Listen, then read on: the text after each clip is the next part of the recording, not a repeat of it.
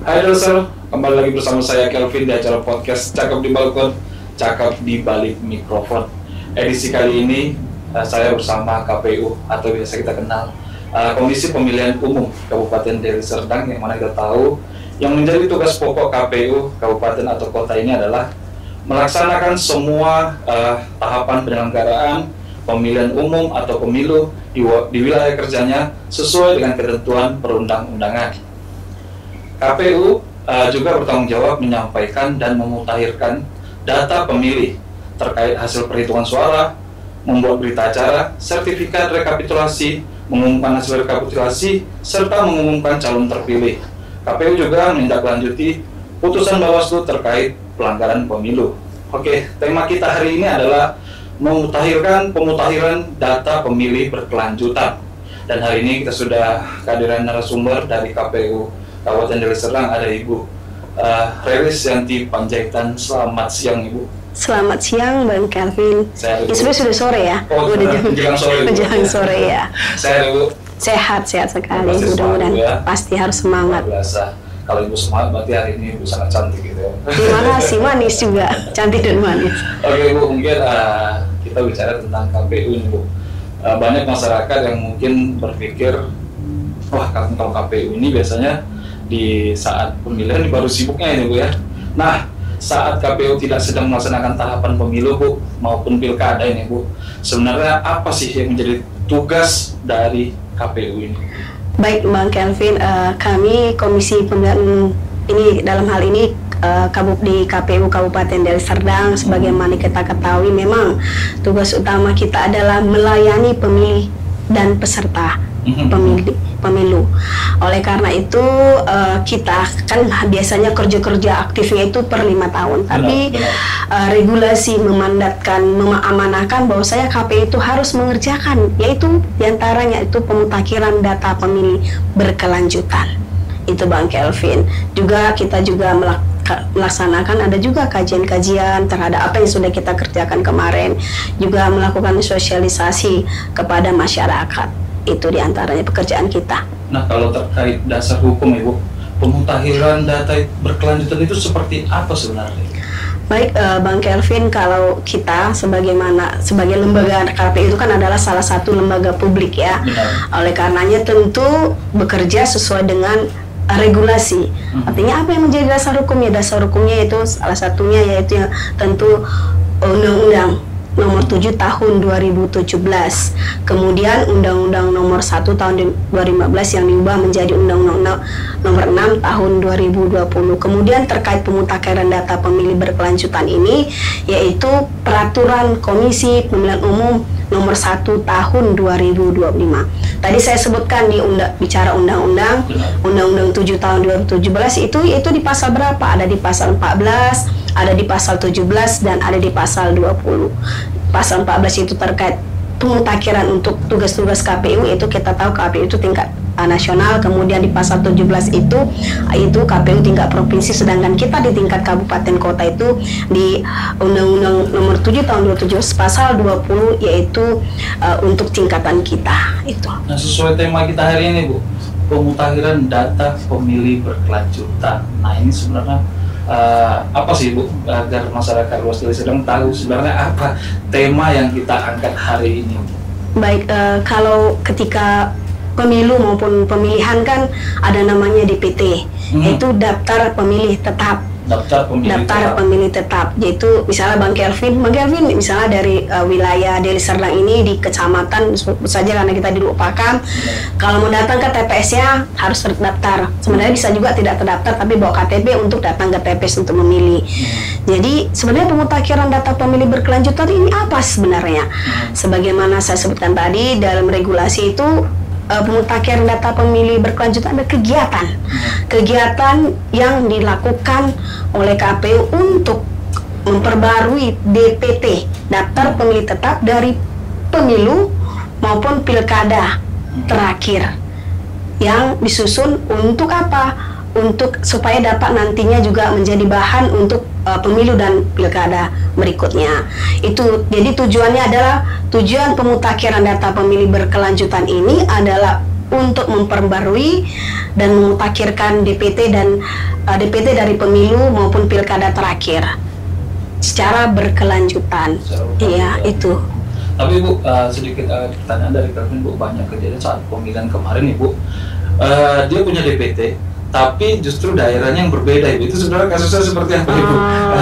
Nah, namanya di sini, tapi di KTP beda gitu, Ibu. Gimana itu kira-kira, Ibu? Jadi ini Bang Kelvin, kita kan namanya memutakhirkan. Jadi sebenarnya dalam proses di pemilu sendiri juga kita melakukan bagaimana penyusunan itu juga kita harapkan masyarakat itu aktif juga datang. Karena kan kita tahu dari DPT itu ada sumber datanya adalah dari DPT tahun sebelumnya, kemudian disinkronkan dari data kependudukan. Jadi sering sekali masyarakat kan nggak memutakhirkan datanya. Benar.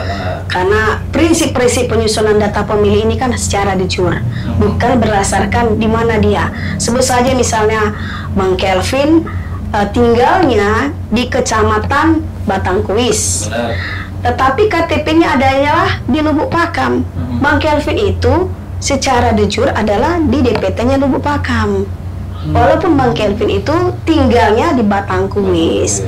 Jadi sering sekali, aku kan udah lama tinggal di sini. Mau 10 tahun sekalipun Bang Kelvin tinggal di Batangkuis, Bang Kelvin masih tetap. Kalau Bang Kelvin tidak mengganti, yaitu identitas kependudukan Bang Kelvin, seperti itu. Nah, jadi artinya kalau saat pemilihan tetap namanya DPT tadi, Bu, kembali ke yang sesuai dengan KTP. Iya, tapi tapi gini, kalau Bang Kelvin tidak bisa mengubah, kan ada orang aku mau gantilah aku ganti sebagai aku mau milih sini, nggak bisa. Kalau memilih mengganti untuk di Batangkuis tadi, Bang Kelvin tetap harus berdasarkan yaitu de jure tadi, bukan berdasarkan fakta. Nah, ya, tapi berdasarkan data kependudukan Bang Kelvin sendiri itu. Bang Kelvin harus datang ke sini. Kalau mau ganti ya ganti dulu identitas kependudukannya ke Batangkuis. Boleh berubah, tidak di DPT Lubuk Pakam, tapi di DPT-nya Batangkuis, tapi merubah identitas kependudukannya itu KTP-nya. Datanglah ke Capil seperti itu. Nah, ini edukasi juga buat masyarakat. Iya, benar. Dari Serdang khususnya, dan juga buat yang nonton kita, mungkin banyak bertanya, Ibu, dengan kejadian sebelumnya. Terus saya kan udah lama tinggal di sini, bahkan lahir di sini gitu, tapi KTP saya di sana, dan saya di sana gitu. Kalau jadi berubah gitu, tapi penjelasan dari Ibu, jadi edukasi buat kita semua jadi lebih paham lagi. Jadi nggak ada pertanyaan-pertanyaan lagi untuk pertanyaan seperti itu.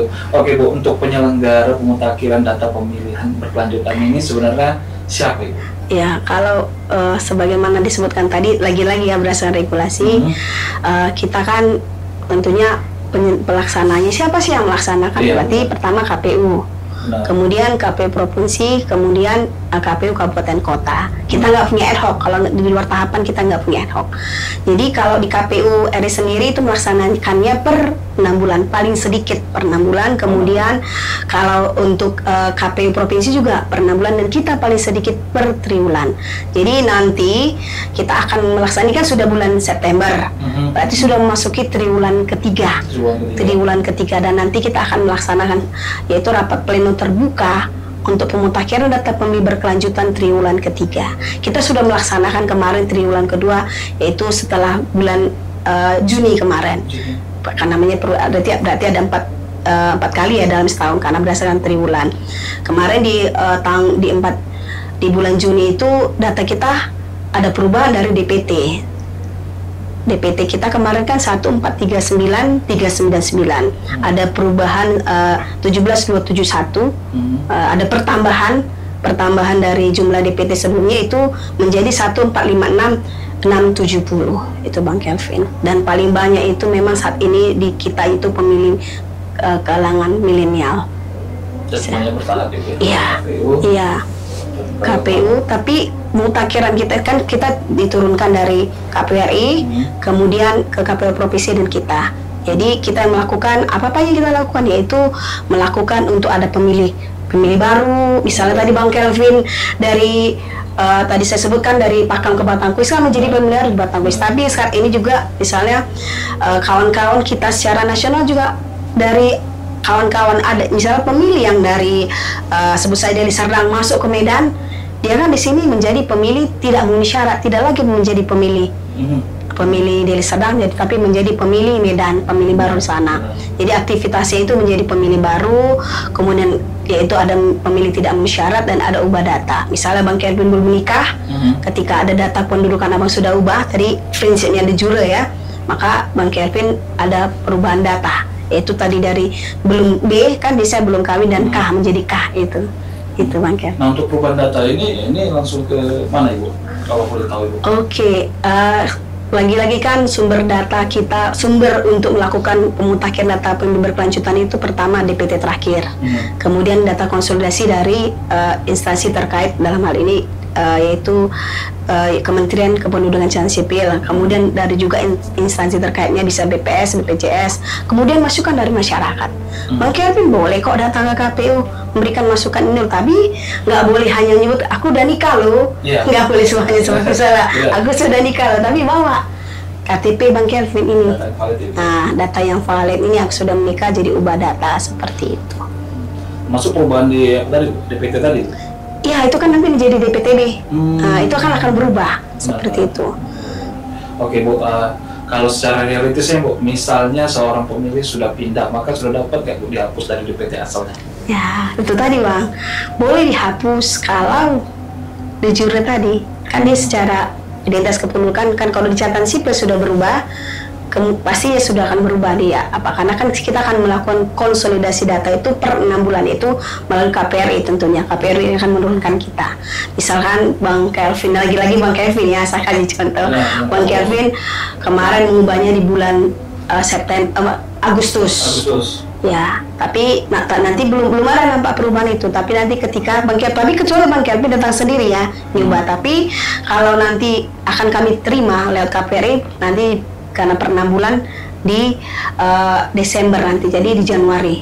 Kalau Bang Kelvin tidak aktif, hanya lewat capil saja. Tapi kalau Bang Kelvin aktif membawa identitas kependudukan tadi, bisa langsung berubah. Misalnya pada saat ini pun, misalnya Bang Kelvin nanti datang KPU, ini loh, saya sudah mengubah data saya dari belum kawin menjadi sudah kawin, di KTP saya bisa langsung diubah. Seperti itu. Termasuk di saat genting Bu, misalnya hari pemilihannya sudah dekat ini Bu, bisa nggak langsung diubah? Ya ada proses, nanti itu kan ada ubah data itu, termasuk pindah memilih, nanti ada proses, ada tahapannya, makanya semuanya berdasarkan regulasi, termasuk nanti kalau dalam ketika tahapan ada namanya pindah memilih, pengurusan pindah memilih, itu yang kemarin ya, regulasi kemarin itu tidak bisa ujuk-ujuk, itu misalnya surat pindah memilih itu 7 hari ada syaratnya. Syarat dan ketentuan tak berlaku atau 14 hari sebelum hari pemungutan suara, begitu Bang Kelvin. Nah kalau kita bicara data yang Bu, sumber data pemutakhiran ini, sebenarnya data pemilih berkelanjutan itu sebenarnya apa Bu? Tadi sudah, mungkin saya ulang lagi Bang Kelvin, pertama masuk yaitu DPT pemilu maupun pilkada terakhir, karena kita kemarin baru pilkada berarti DPT pilkada. Tadi saya sebut DPT pilkada terakhir 1439, kemudian konsolidasi data dari itu pemerintahan yang mengurusi data kependudukan, kemudian dari instansi terkait, kemudian juga dari masukan masyarakat, yaitu pemilih boleh aktif kok memberikan, ini loh saya sudah tidak lagi menjadi pemilih di Deli Serdang, atau saya baru datang, atau saya tadinya dia adalah tadinya statusnya adalah TNI Polri, ternyata sudah berubah dan di KTP sudah berubah, boleh datang. Nah Ibu, untuk dari KPU sendiri Bu, pada masyarakat selain mungkin dalam tahun pemilihan Ibu, seperti apa sosialisasinya yang dilaksanakan oleh KPU pada masyarakat? Ya, terkait dengan pemutakhiran tetapkan berkelanjutan termasuk dengan KPU ya, KPU sendiri kan punya media sosial. Kita punya media sosial, termasuk juga tidak hanya teman-teman di Pemkab yang punya YouTube ya, kita juga punya YouTube. Media sosialnya ada Instagram, ada Facebook, kita mensosialisasikan semua kegiatan-kegiatan kita saat ini. Apapun kegiatan kita sampaikan lewat media sosial kita. Ada namanya Bako Humas juga, tapi tetap di Instagram dan di Facebook, YouTube juga, kemudian di Twitter juga, seperti itu. Jadi tetap kita menggunakan yaitu yang kekinian juga, makanya iya. Berarti kontennya ada juga. kontennya Belum ada belum, tapi sedang. Ntar, Ibu, kalau mau buat konten itu. Siap. Siap. Nah, jadi kalau masyarakat kelas dari Serdang yang pengen tahu informasi tentang KPU mungkin bisa konten ini sosmednya KPU Kabupaten Deli Serdang ya, ini di bawah ini.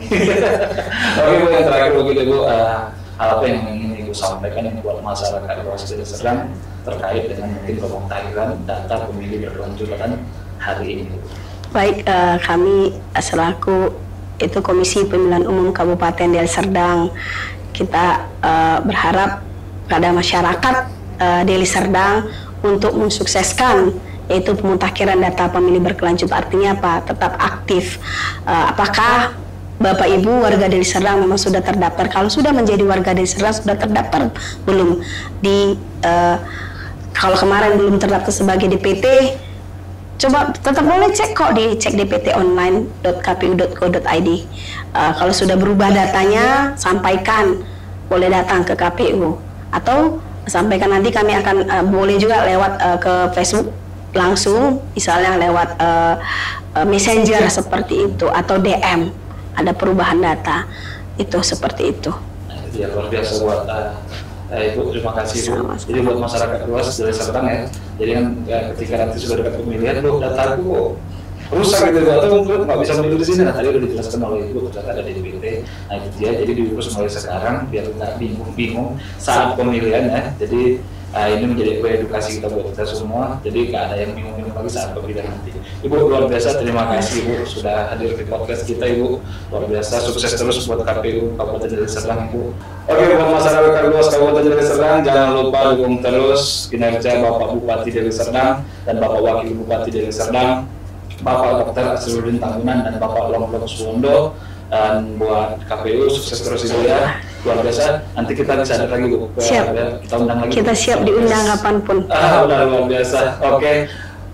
Saya Kelvin mewakili Ibu selaku Ketua KPU ya, Kabupaten Deli Serdang, Ibu Reni Sianti Panjaitan dan seluruh kru yang bekerja. Mohon pamit jika ada mohon maaf jika ada salah kata. Mohon pamit dari ruang.